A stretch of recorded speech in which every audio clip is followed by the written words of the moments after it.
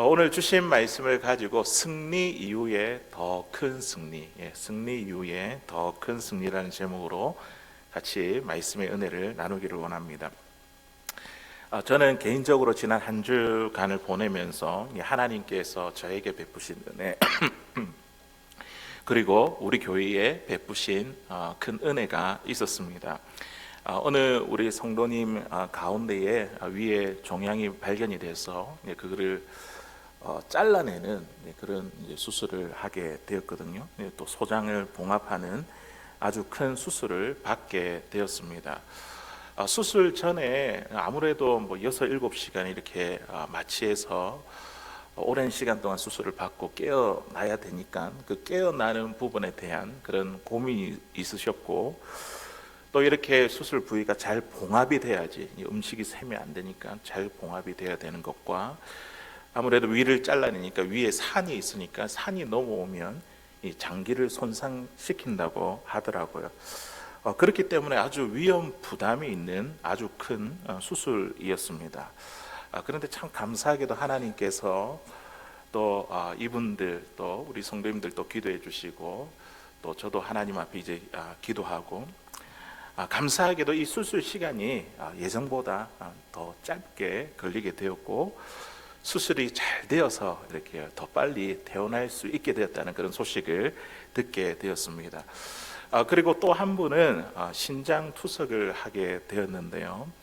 작년에도 이 신장 투석을 해야 된다, 안 하면 2, 3주밖에 버티지 못할 거다, 이런 이야기를 들었는데도 이제 결국 이렇게 1년 동안 이렇게 견디신 분이 계시거든요. 연세가 많으시고 몸이 약해져서 이제는 신장 투석을 하다가 이 신장 기능이 거의 10% 미만이라 이렇게 이야기하더라고요. 그래서 몸이 버티지 못해 사망할 수 있다, 그런 의사의 소견이 있었습니다. 그래서 이제 급하게 연락을 이제 받고 병원에 가서 신장 투석하기 전에 만나 뵙고 함께 기도를 드렸습니다. 이분이 이런 이야기를 하더라고요. 나는 지금 천국에 갈 준비가 되었는데 남겨진 남편이 아직까지 믿음이 없고, 또 몸도 약해서 두고 가기가 마음이 쓰인다, 이렇게 죄송합니다, 이렇게 이야기를 하더라고요. 그리고 이제 손자가 이제 5월이면 대학원을 졸업하게 되는데 그 졸업식에 꼭 한번 참여하고 싶다, 이 마지막 소원인데, 이런 이제 간절한 마음이 있더라고요. 그래서 함께 기도하고 그랬는데 이분에게도 이제 소식이 왔습니다. 하나님께서 이분의 몸도 붙들어 주셔서 신장 투석을 잘 마치게 해주셨고, 이제 곧 퇴원을 할 수 있다고 이야기를 하더라고요. 저는 이제 이런 이제 기도 제목들이 점점 이제 제게 너무 많이 생기게 되니까 제가 기도 노트를 하나 만들었어요. 그리고 나서 한 분 한 분 이름을 적어서 그 내용들을 쭉 기록해 두었습니다. 그러면서 읽으면서 하나님, 이분에게 이런 마음의 소원이 있습니다, 이렇게 함께 기도했고요. 그리고 그 기도의 결과로 지금도 그 기도 제목 옆에 보면 하나님께서 응답해 주셨다고 제가 표시를 해놨는데, 하나님께서 우리의 기도를 들으시고 기도의 응답으로 이분들에게 그리고 저에게 주신 큰 승리였습니다. 우리가 이 땅을 살아가면서 이처럼 크나큰 승리를 우리가 맛보고 경험할 때가 있습니다. 내 힘으로는 도무지 불가능한 것 같은데, 그리고 앞이 보이지 아니하는 그 일인데, 어렵고 힘든 그 상황 가운데서 그 일을 성공적으로 마치고 우리가 마침내 그 일을 이루고 위기를 극복할 때가 있습니다. 잘 해냈다, 또 잘 되었다, 합격했다, 회복했다, 이런 승리를 우리의 삶 가운데 맛볼 때가 있다는 것이죠. 오늘 본문에 있는 이 말씀에, 본문에 있는 오늘 이 제자들에게도 보니까 그의 인생의 가운데에 참 놀라운 승리를 맛보게 되었습니다. 예수님이 죽음에서 부활하신 것, 그 3년 동안 그 예수님이 정말 이스라엘을 회복할 그 정치적인 메시아인 줄 알았는데, 그런데 아무런 그 힘 없이 무기력하게 예수님이 돌아가시는 모습을 봤잖아요. 그런데 3일 만에 부활하신 예수님, 그리고 지금은 그들에게 사명을 주시며 승천하시는 예수님, 그들이 지금까지 경험한 것 가운데서 맛본 최고의 승리였습니다. 이 승리를 경험하게 되었습니다. 그런데 이런 승리 이후에 우리가 무엇을 어떻게 해야 될지 몰라 허전함과 혼돈과 좌절에 빠질 때가 많이 있습니다. 오늘 그 예수님이 제자들에게서 승리 이후에 더 큰 승리를 맛보기 위해 무엇을 어떻게 해야 될지 말씀해 주셨는데, 이런 부분들을 우리가 좀 배우고 또 교훈을 얻을 수 있기를 바랍니다. 예수님은 이 승천하시기 전에 제자들을 불러 모아놓고는 앞으로 어떻게 복음을 전해야 할지 그들에게 구체적인 지침을 내려주지 않았습니다. 그들에게 온 천하 만민에 다니며 복음을 전해라. 또 우리 사도행전 1장 8절에 보면 땅 끝까지 이르러 내 증인이 되어라, 이렇게 말씀을 하시는데 구체적인 실천할 그런 지침은 하나도 내려주지 아니하고 단 한 가지만 이야기하고 있습니다. 그게 뭡니까? 성령을 기다리라. 성령을 기다리라. 제자들은 이때까지만 해도 성령이 무엇인지 또 어떤 분이신지 그들은 잘 알지 못했습니다. 그냥 예수님의 말씀을 막연하게 이해했던 이 제자들은요, 예루살렘으로 돌아와 그들이 했던 일이 무엇이냐면 성령을 기다리면서 그들이 했던 일이 바로 기도였습니다. 기도하면서 기다렸습니다. 우리 14절에 있는 말씀 우리 같이 한번 읽어보도록 하겠습니다. 시작. 여자들과 예수의 어머니 마리아와 예수의 아우들과 더불어 마음을 같이하여 오로지 기도에 힘쓰더라. 아멘. 그들이 무엇 하면서 기다렸다고요? 기도하면서 성령을 기다립니다. 특별한 지침이 없었습니다. 그냥 기다려서 성령을 기다려라.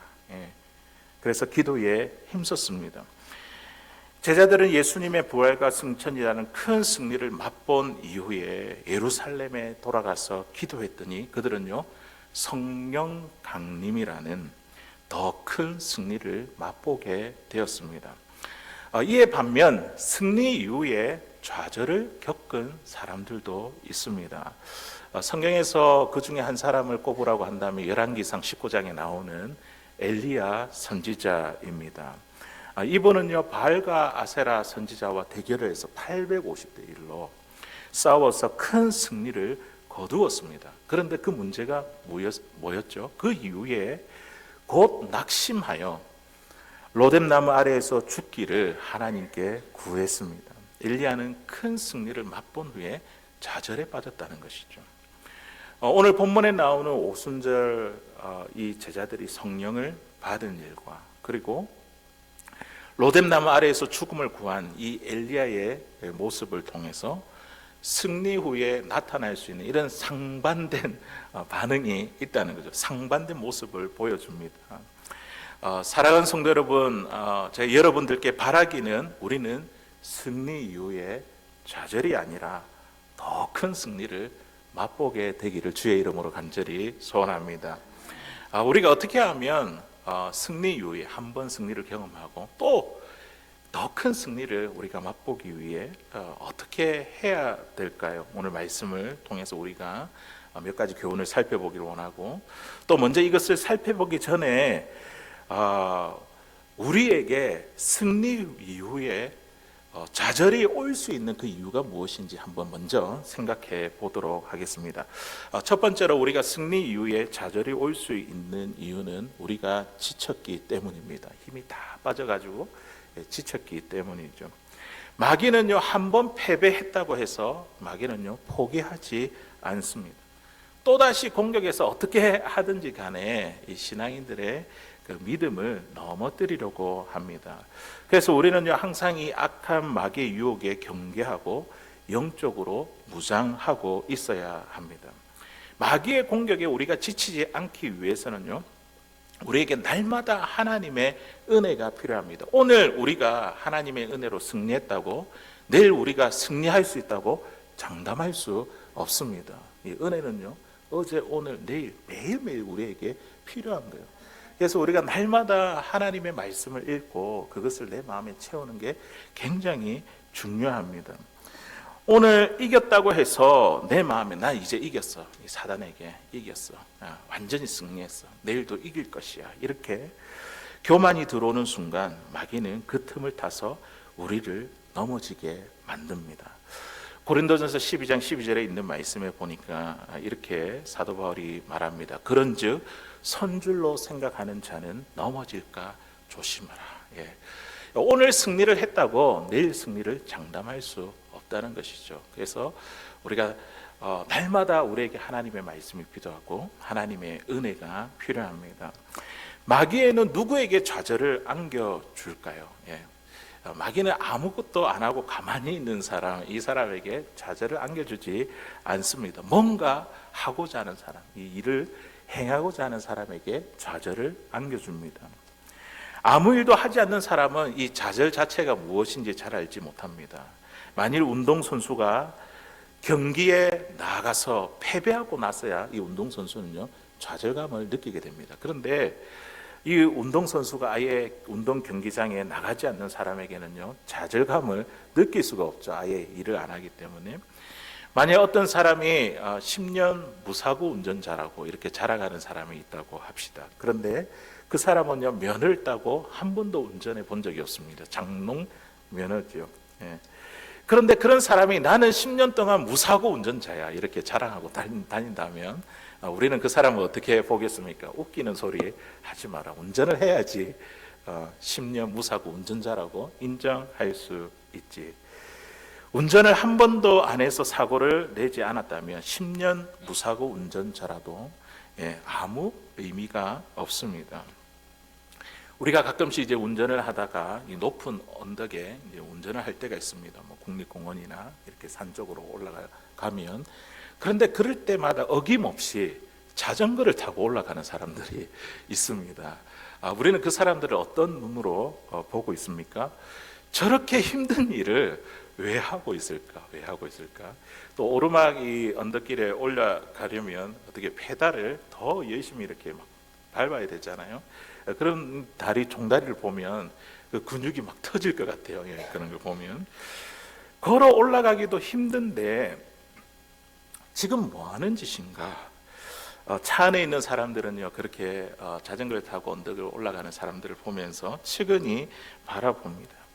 자, 그런데 자전거를 타기 좋아하는 사람은요, 이 언덕을 대할 때 그들의 마음이 어떻는가 이렇게 물어보니까 피가 막 뜨거워지고, 그리고 드디어 내가 더 높은 곳에 오를 만한 정복지를 만났구나 하고 전의에 불탄다고 합니다.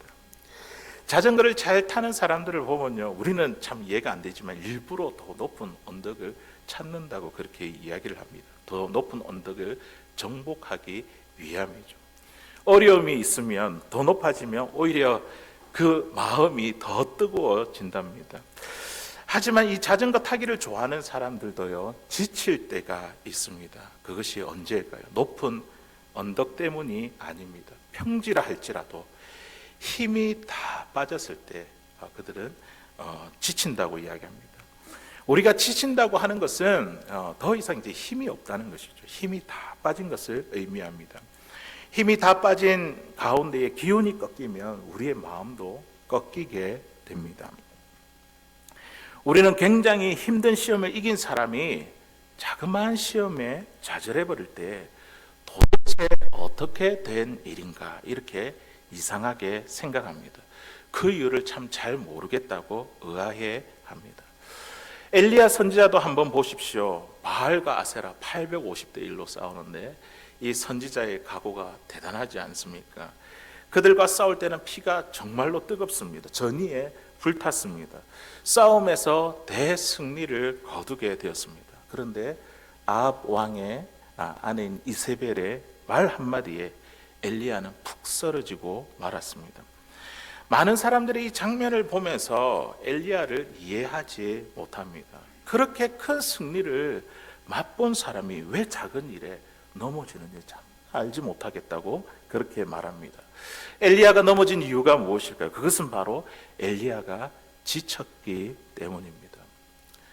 우리가 지쳤다는 것은요, 우리의 힘의 근원이 끊어졌다는 이야기입니다. 우리 인간은요, 스스로 힘을 발휘할 수 있는 자가 아닙니다. 우리가 뭔가를 이제 먹으면 육체적인 에너지가 생기잖아요. 우리의 마음의 힘과 영적의 힘, 우리 스스로 발휘하는 것이 아니라 그 힘을 주시는 근원이 있다는 것이죠. 인간의 힘은 하나님께로부터 나옵니다. 하나님으로부터 나오는 공급해 주시는 이 힘이 끊어지게 된다면요, 우리는 금방 지쳐버리고 탈진하여 좌절하고 만다는 것이죠. 우리가 손에 쥐고 자주 사용하는 이 스마트폰, 불과 몇십 년 전에만 해도 우리가 여기에 이 스마트폰이 우리 실제 삶에 참 이렇게 편리하게 유용할 것이라고 생각한 사람들이 있겠습니까? 요즘 이 스마트폰이 일상생활에 얼마나 많은 도움을 주는지 모릅니다. 현대인들에게 있어서 없어서는 안 될 필수품이 되었습니다. 매년마다 똑똑한 최신 이 스마트폰이 나오잖아요. 아무리 똑똑하고 아무리 기능이 좋은 이 스마트폰이라 할지라도 배터리가 방전이 되면 이 최신 스마트폰이라 할지라도 그것은요, 무용지물이 됩니다. 우리 여성들께서 좋아하시는 우리 집에 청소할 때 청소기, 아무리 강력한 흡입력이 좋은 청소기를 할지라도 전원 플러그가 뽑혀 있으면요, 먼지를 빨아들일 힘을 잃어버리게 됩니다. 이것이 바로 우리 인간의 모습, 저와 여러분들의 모습이 아닐까요? 어떤 사람은 강력한 힘을 보이다가도 금방 지쳐버리는 분들이 계십니다. 나에게 나타난 강력한 이 힘을 보고 내가 굉장히 큰 파워를 가졌다고 생각하시는 분이 있습니다. 그렇게 착각하는 거죠. 그러다가 지쳐서 좌절하게 되는데 그 이유가 무엇입니까? 힘을 공급해 주시는 우리 예수님께 전원 플러그가 뽑혀 있기 때문이죠. 전원 플러그가 빠져 있기 때문입니다. 주님과의 관계에서 우리가 단절이 되면요, 우리는 금방 지치고 좌절하게 되어 우리는 힘을 잃어버리고 맙니다. 예수님은 우리에게 힘의 원천이 끊어진 상태를 이렇게 이야기를 하고 있습니다. 우리 요한복음 15장 5절에 있는 말씀 우리 같이 한번 읽어보도록 하겠습니다. 시작. 나는 포도나무여 너희는 가지라. 그가 내 안에 내가 그 안에 거하면 사람이 열매를 많이 맺나니 나를 떠나서는 너희가 아무것도 할 수 없음이라. 아멘. 우리 예수님은요, 우리가 힘의 근원이 끊긴 상태를 이렇게 설명하고 있습니다. 주님은 포도나무이시고 우리는 가지라는 거예요. 그런데 그 포도나무가 가지에서 떨어지게 되면 어떻게 된다고요? 아무런 힘도 얻지 못하고 아무런 열매도 맺지 못하고 아무것도 할 수 없다고 우리에게 말씀해 주고 있습니다. 우리가 예수님께 떨어져 있으면, 우리의 플러그가 예수님께 빠져 있으면요, 우리는 곧 방전되어 버립니다. 결국 힘이 빠져 지치게 되고 좌절감이 찾아오게 된다는 것이죠. 주님을 떠나서는 아무것도 할 수가 없습니다. 주님과의 단절, 이것 때문에 우리가 지금 힘이 빠지고 좌절하게 되고 우리가 지쳐 있는 상태가 된다는 거죠. 두 번째, 승리 이후에 좌절이 오는 그 이유가 무엇이냐면 우리의 목적이 변질되었기 때문입니다. 목적의 변질. 원래 이 엘리야의 목적은 오직 하나님이셨습니다. 하나님이 그의 삶의 목적이었습니다. 오직 하나님을 위해 바알과 아세라 선지자들과 싸웠고, 그리고 그 싸움 이후에 가뭄이 그치도록 하나님께 기도를 드렸습니다. 그런데 이 큰 비를 내린 후 엘리야는요, 곧바로 좌절하게 되었습니다. 그가 좌절한 것을 볼 때에 우리는 이렇게 한번 추측해 볼 수 있겠죠. 그가 힘든 기도의 수고를 하는 동안 그의 이 목적, 기도하는 그 목적이 변질되지 않았는가? 하나님보다 가뭄에 비를 내리는 것, 이것으로 그 목적이 바뀌어지지 않았는가? 엘리야는 혼신을 다해 간절히 기도했지만 그 과정에서 그 사역의 목적이 하나님이 아니라 비가 오게 하는 것, 그걸로 점점 옮겨가게 되었습니다. 그리고 비가 오고 나니까 결국 그의 마음이 어떤 마음이 들었다고요? 그 일에서 승리하자 그 마음이 허탈해지고 말았습니다. 이렇게 목적이 변질이 되면 좌절하고 만다는 것이죠. 우리 교회 안에 이러한 일들이 얼마나 많은지 모릅니다. 우리 교회의 목적이 참 하나님께 예배를 드리고 또 죽은 영혼을 건져가는 이 구원의 사역, 구원의 방주로서의 이 역할을 감당하는 것이 우리 교회의 목적인데, 그런데 이 목적을 이루기 위해서 뭐가 필요하냐면 함께 모이기 위한 건물이 필요한 것이죠. 건물이 필요하다 보니 교회들마다 참 건축을 많이 하게 되었습니다. 지금 우리 미국에 있는 한인 교회들은 그래도 조금 예외적인 상황이 있지만 렌트를 많이 해서 장소를 쓰고 하지만, 한국 교회의 상을 보면 조금만 이렇게 모이면 건축을 시작하지 않습니까?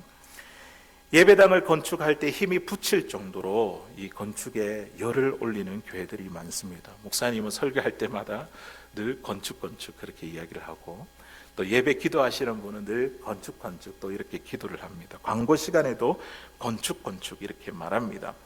이런 식으로 6개월만 열을 내면, 건축에 대해서 열을 내면요, 교회의 관심사가 처음에는 하나님이었는데 이 건축밖에 없게 된다는 것이죠.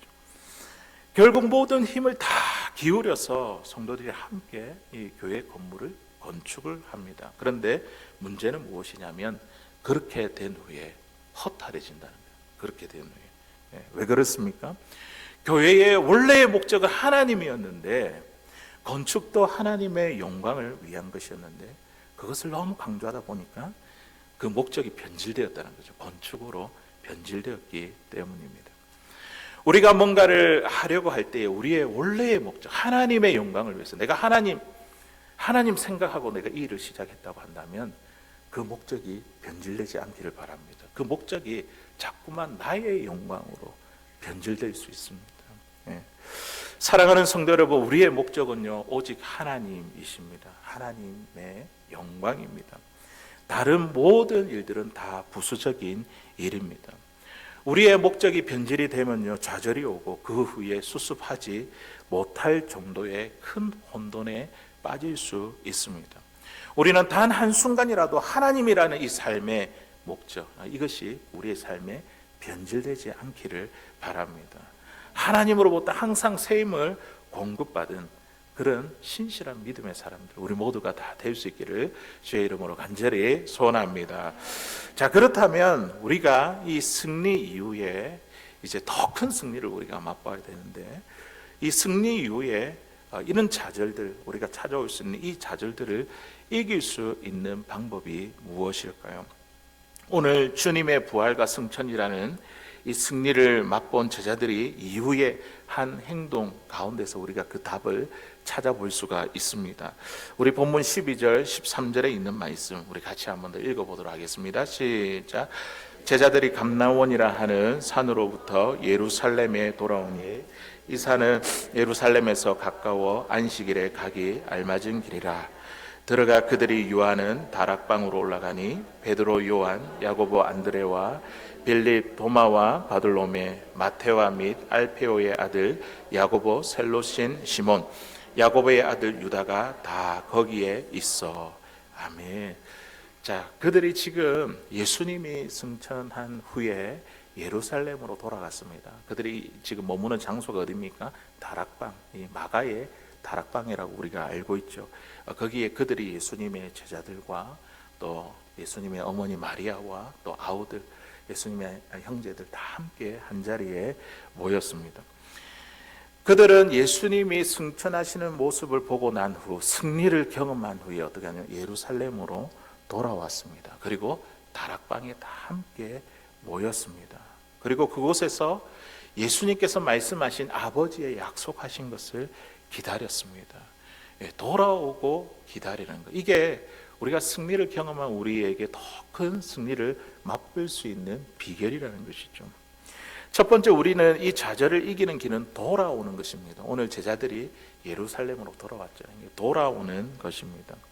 돌아오는 것의 중요성을 알기 위해서는 우리는요, 누가복음 17장 11절에서 19절까지 나오는 우리 예수님께서 10명의 나병 환자를 고치신 그 기적이 그 말씀에 나옵니다. 이 사건의 핵심은 무엇이냐면 예수님께서 이 나병 환자들을 고쳤다, 여기에 이 기적에 초점이 있는 것이 아니라 이 사건의 핵심은요, 이 기적을 맛본 자들의 반응이 어떠한가. 10사람이 이 기적과 축복을 맛보았는데 그들의 이 기적과 축복을 맛본 자들의 반응이 어떠한가. 여기에 지금 초점을 맞추고 있습니다. 우리의 삶에도 하나님께서 놀라운 기적과 복을 주실 때가 있습니다. 이 승리를 경험할 때 하나님의 은혜를 받았다는 것, 이건 참 놀라운 사건입니다. 놀라운 사건. 그런데 그거보다 우리 하나님 더 집중해서 보시는 게 뭐냐면 바로 이 은혜를 받은 자의 반응이라는 거죠. 반응. 은혜에 대한 우리의 반응입니다. 기적과 복을 맛본 다음에 우리는 어떠한 반응을 보입니까? 어떤 반응을 보이는 거에 따라서 그 결과가 완전하게 달라집니다. 예수님은요, 고침받은 자의 반응을 보시며 이렇게 말씀하셨습니다. 누가복음 17장 17절에 있는 말씀 우리 같이 한번 읽어보도록 하겠습니다. 시작. 예수께서 대답하여 이르시되 10사람이 다 깨끗함을 받지 아니하였느냐? 그 9은 어디에 있느냐? 아멘. 예수님께서 지금 초점을 맞추고 있는 것은 그들이 고침받은 것이 아니라 고침받은 자가 지금 어디에 있느냐, 돌아오고 있느냐, 지금 거기에 있는 거죠. 10명의 나병 환자 모두가 치유를 받았는데 그 중에 단 한 명만 예수님께 돌아왔습니다. 사마리아 사람이라고 이렇게 이야기하죠.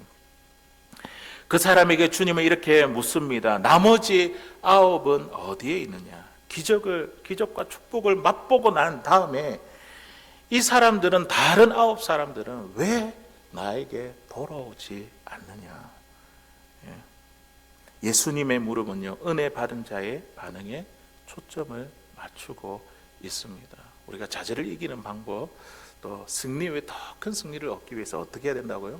우리가 승리를 경험했을 때에 돌아와야 된다. 주님께 돌아와야 된다는 거죠. 우리가 기도하던 일이 이루어졌을 때에 더 큰 승리를 경험하게 될 사람들의 특징이 무엇인지 아십니까? 주변 사람들에게 다니면서 나 성공했어, 나 잘됐어, 무사히 통과했어, 주변 사람들에게 막 이렇게 떠들고 알리는 것들이 아니라 그거 하기 전에 먼저 하나님 앞에 나와 엎드려 기도하는 사람입니다. 하나님의 은혜를 알고 하나님께 돌아와 감사하는 사람. 이게 내가 한 것이 아니라 내 능력 밖의 일인데 하나님께서 이 일을 행해 주셨다. 그것을 알고 내가 주변 사람들에게 말하기 전에 먼저 하나님 앞에 돌아와 엎드리는 사람입니다. 하나님께 감사하는 사람입니다. 이러한 사람이 더 큰 승리를 경험하게 될 지혜로운 사람이라는 거죠. 반면에 이와 반면에 어리석은 사람의 특징이 무엇일까요? 하나님께서 복과 은혜를 주시면 그거 가지고 세상으로 가버립니다. 이 9명의 나병 환자처럼 다 나았는데 그거 가지고 다 그냥 집으로 돌아가 버리는 거죠. 그들의 신앙은요, 돌아오는 신앙이 아니라 그냥 가버리는 신앙입니다. 가버리는 신앙. 은혜와 복을 받고 가버리는 거죠. 하나님이 주신 능력으로 세상 가운데 다 가서 허랑방탕하게 다 써버리는 어리석은 사람들입니다. 예수님의 제자들은요, 예수님의 그 승천을 보고 난 후에, 큰 승리를 경험한 후에 그들은요, 다시 예루살렘으로 돌아왔습니다. 그들은 예수님이 승천한 이후에 돌아와서 다락방에 모여서 기도의 자리에 모였습니다. 한 번 승리를 경험한 후 하나님께 다시 돌아와 엎드리는 것, 감사하는 것, 마땅하게 반응을 보이는 것, 이것이 바로 우리에게서 좌절을 극복하는 비결인 줄로 믿습니다. 두 번째, 우리는요, 이 좌절을 이기는 길은 기다리는 것입니다. 그들이 돌아왔고 다락방에 있으면서 그들은 기다렸습니다. 제자들이 예루살렘에 돌아와 기다리면서 한 일이 무엇일까요? 오늘 본문에 있는 14절에 있는 말씀에 보니까 그들이 무엇을 했다고요? 더불어 마음을 같이하여 오로지 기도에 힘쓰니라. 그들은 성령님이 오실 때까지 기도하며 기다렸습니다. 우리의 삶의 목적이 흔들릴 때, 만일 우리가 이 세상 살아가는데 지치고 좌절해가지고 우리의 삶의 목적이 흔들릴 때 우리는요 어떻게 해야 됩니까? 하나님께서 내 삶의 목적을 재확인시켜 주실 때까지 우리는 기다려야 됩니다. 내가 앞으로 가야 할 길을 모를 때에 우리 어떻게 해야 됩니까? 하나님께서 나에게 그 갈 길을 가르쳐 주실 때까지 우리는 기다려야 됩니다. 어떤 문제와 위기 앞에서 내가 참 무기력함을 느낄 때에 나에게 성령의 능력으로 입혀질 때까지 우리는 기다려야 됩니다. 우리가 기다린다는 것은요 아무것도 안 하고 그냥 있어라는 말이 아닙니다. 어떻게 해요? 기다린다는 것은 곧 무엇입니까? 오늘 마음을 같이 해서 기도하는 것. 하나님께서 나에게 말씀하실 때까지 내가 기도하는 것입니다. 우리 하나님은요 이런 기다리는 자를 통해서, 기도하는 자를 통해서 역사하십니다. 제자들은 성령님이 오실 때까지 기도하면서 기다렸습니다. 성령이 언제 오실지 그들은요 정확한 기약이 없었습니다. 그냥 무턱대고 마냥 모여가지고 그들은 기도하고 있었습니다. 그랬더니 어떻게 해요? 10일 만에 성령 강림, 오순절 성령 강림이 있었습니다. 제자들은 그 기다림을 통해 성령의 권능을 받게 되었습니다. 전 세계적으로 아주 유명한 큰 장애인 공동체가 있습니다. 이 장애인 공동체의 이 이름은 라르슈라는 공동체인데요. 혹시 들어보신 적이 있는지 모르겠습니다. 프랑스어로 방주라는 그런 뜻을 가지고 있습니다. 이 공동체가 30여 개의 나라 가운데에 120개의 장애인 공동체로 이렇게 세워져 있습니다. 그들은요 장애인들과 함께 섬기는 사람들이 함께 공동체 생활을 하고 있습니다. 라르슈 공동체, 우리가 생각할 때 이 얼마나 큰 공동체이고 큰 단체입니까? 전 세계적으로 이렇게 많은 단체 공동체가 세워져 있으니 이 단체를 최초로 설립한 사람은 얼마나 큰 꿈을 꾸었을까요? 그런데 이 단체를 설립한 장바니에라는 이분의 이야기를 들으면 그렇지 않습니다. 그는 한 번도 큰 단체를 이루겠다고 꿈꾸지 않았다고 합니다. 많은 사람을 내가 돕겠다고 그렇게 호언장담하거나 세상의 모든 장애인들을 위해서 내가 뭔가 일하겠다고 사명문을 발표한 적도 없었습니다. 이분은요 오직 기도하고 말씀을 읽으면서 하나님의 인도와 도우심을 구했습니다. 기다렸습니다. 그러다가 우연히 힘들어하는 장애인 두 사람을 만나게 되었고 그리고 그들을 돕고 섬기게 되었습니다. 여기서 한두 명 모이기 시작한 것이 지금 범세계적인 단체가 되었습니다. 오늘 예수님의 제자들도 한번 보십시오. 그들은요 예루살렘을 지금 당장 뒤집겠다고 거기에 뛰어 들어가지 않았습니다. 그들은 기다렸습니다. 사도행전 1장 8절에 보니까 누구를 기다렸습니까? 우리 같이 읽어볼게요. 시작. 오직 성령이 너희에게 임하시면 너희가 권능을 받고 예루살렘과 온 유대와 사마리아와 땅끝까지 이르러 내 증인이 되리라 하시니라. 아멘. 그들은요 기다렸어요. 예루살렘으로 돌아가서 바로 증인이 되기 위해서 땅끝까지 뛰어 들어간 것이 아니라 그들은 기다렸습니다. 성령이 임할 때까지 기다렸습니다. 성령이 임하시자 그때부터 놀라운 역사가 일어났습니다. 성령은 그들의 마음을 변화시키시고 그들의 행동을 변화시키죠. 권능이잖아요. 권능. 그래서 그곳에 예루살렘 교회 최초의 교회가 탄생하게 되었습니다. 기다림이 없는 사람은요 나중에 교만하게 되든지 아니면 좌절하게 되든지 이 둘 중에 하나입니다. 왜냐하면 기다림 없이 내 힘으로 뭔가 이루게 되면요 우리는 곧 거기에 교만에 빠집니다. 내 힘으로 이렇게 되었으니까. 그리고 또 기다림 없이, 반대로 기다림 없이 내 힘으로 뭔가 이루지 못하게 된다면 우리는 어떻게 해요? 그 일 때문에 좌절하게 된다는 것이죠.